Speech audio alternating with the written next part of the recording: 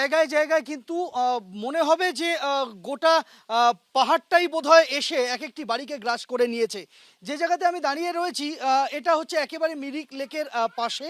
মিরিক লেকের পাশে এই জায়গাটা মিরিক পৌরসভার ৩ নম্বর ওয়ার্ডের অন্তর্গত। এক একটা বাড়ি এইভাবেই কিন্তু পাহাড় থেকে নেমে আসা পাথর, কাদামাটির স্রোতে একেবারে ধ্বংসস্তূপে পরিণত হয়েছে।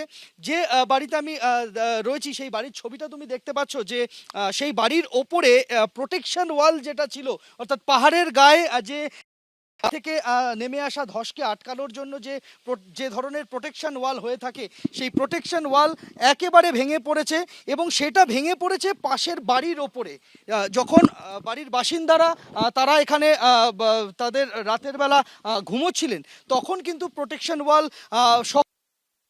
হুড়মুড়িয়ে নেমে আসে এবং আমরা দেখতে পাচ্ছি যে গোটা বাড়িটাই এই মুহূর্তে কিন্তু এই যে পাহাড় থেকে নেমে আসা ধ্বংসস্তূপ তার তলায় চাপা পড়ে গিয়েছে। প্রাণহানির ঘটনা না ঘটলেও যে পরিমাণ ধ্বংসলীলা চলেছে তার একটা টুকরো ছবি দেখেই বুঝতে পারছো।